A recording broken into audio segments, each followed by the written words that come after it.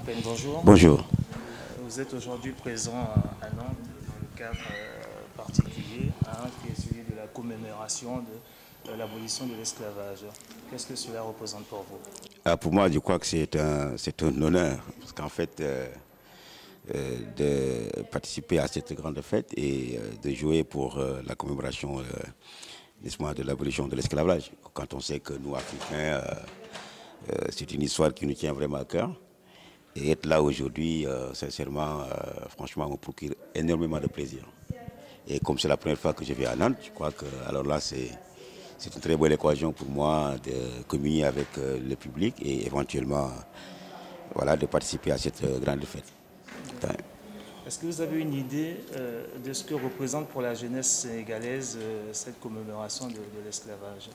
Et vous savez, je pense que la jeunesse sénégalaise, je crois que n'est pas très bien, on les a pas, du moins en tout cas, très bien raconté un peu l'histoire. Mais je pense que quand on est africain, on est avec ça, quoi, justement. Donc on a ça dans le sang. Et je crois qu'aujourd'hui, c'est une très bonne chose le fait d'en parler. Pour au moins que nos enfants puissent connaître, n'est-ce pas, leur origine et connaître l'histoire de leur continent. Je pense que c'est quelque chose qui a fait beaucoup de mal à l'Afrique et jusqu'à présent, nous, Africains, nous le ressentons très sincèrement. Je pense que le fait d'en parler permettra effectivement aux plus jeunes, n'est-ce pas, de connaître leur histoire et c'est important. Vous êtes très apprécié de la jeunesse sénégalaise.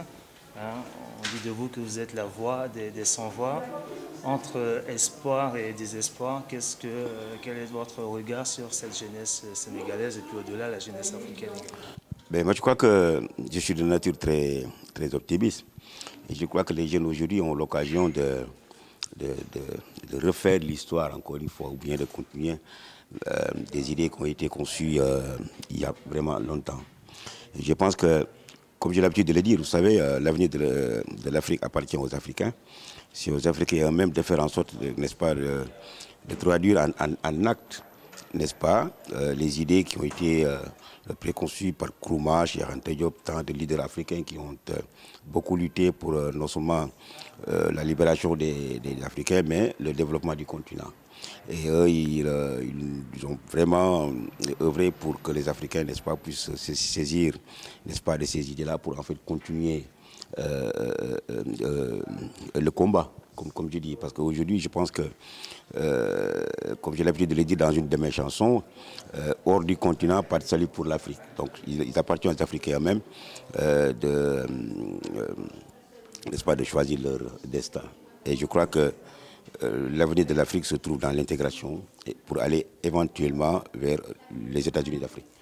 Comme on dit en bon français, l'union fait la force. Donc je crois qu'il faut que les Africains s'en saisissent pour pouvoir, n'est-ce pas, montrer qu'en Afrique, effectivement, il y a des gens qui sont capables de faire bouger les choses. En tout cas, de montrer autre chose que ce que les gens pensent de nous. Revenons à votre dernier album, Une dame. Il y a une chanson qui évoque le droit des enfants. Absolument. C'est un thème qui vous touche particulièrement? Les enfants, oui, parce que, comme vous le savez, je suis très proche des enfants et on s'occupe des enfants, on s'occupe de l'avenir. Justement, comme disait un homme assez célèbre qui disait qu'un gouvernement qui ne s'occupe pas de ses enfants ne s'occupe pas de son avenir. Et aujourd'hui, je pense que les enfants, quelque part, sont laissés à eux-mêmes, n'est-ce pas? Surtout les enfants de la rue, justement, parce que dans ces pays africains, notamment chez nous, ce qu'on remarque, il y a trop d'enfants qui mendient, il y a trop d'enfants dans la rue. Vous avez une fondation d'ailleurs? Absolument. Et aujourd'hui, on a une fondation qui s'appelle Omar Pène au cœur des enfants. Nous avons un projet de construire quelque chose, n'est-ce pas, pour leur permettre non seulement pour les former, n'est-ce pas, leur trouver du boulot, n'est-ce pas, leur inculquer encore d'autres valeurs, n'est-ce pas, que d'aller traîner dans la rue. Parce que moi, je pense que à 23 heures, par exemple, trouver un enfant de 5 ans dans la rue, moi, c'est une image qui me perturbe, encore une fois. Et je crois qu'aujourd'hui, n'est-ce pas, je pense que les adultes doivent, n'est-ce pas, penser à encadrer ces enfants et les aider, à leur au moins donner une chance. Parce que le monde évolue d'une façon assez rapide. Nous vivons le 21e siècle, comme vous le savez, avec l'avènement d'Internet et tout ce qui se passe aujourd'hui. Aujourd'hui, les enfants, machin, il faut leur donner leur chance, justement.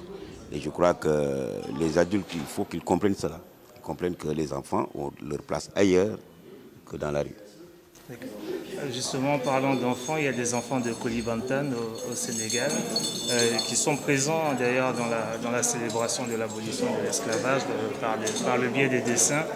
Est-ce que vous pouvez leur lancer un petit message pour ces enfants qui vous suivent également? Et à la fin, pourquoi pas fredonner votre chanson sur le droit des enfants?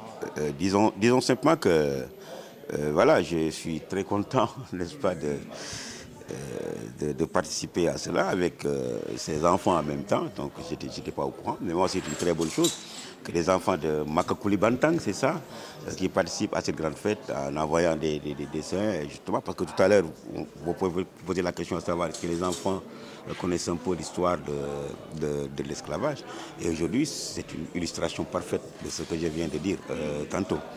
Donc voilà, disons que, écoutez, on participe en même temps, n'est-ce pas, à ce festival-là, et pour commémorer l'abolition de l'esclavage. Et ma foi, je pense que je suis content aujourd'hui. En tout cas, c'est une agréable surprise de savoir aujourd'hui que vous avez envoyé des dessins, n'est-ce pas, pour commémorer.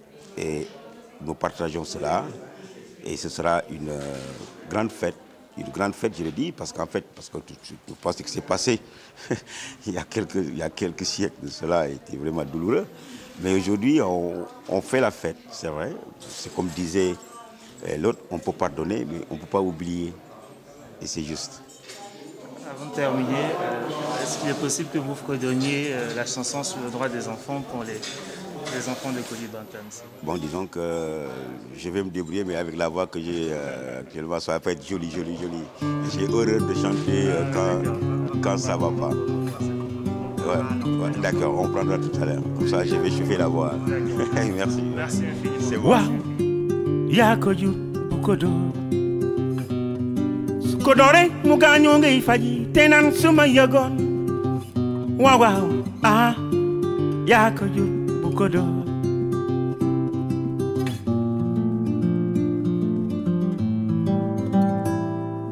Bye, yakoju bukola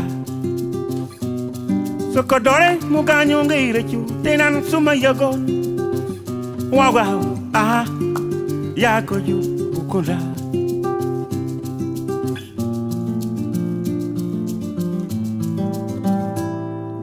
Wow, yakoju bukodo Sokodore muganyo ngai rechu tenan suma yagon. Wow, yakoju bukodo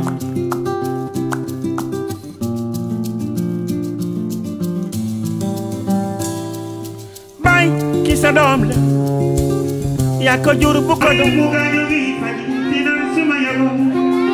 Wow, yakoju bukoda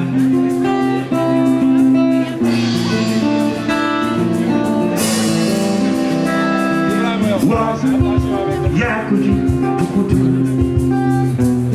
Sokodore muganyo ngai tenan suma yagon. Wow, yakoju bukoda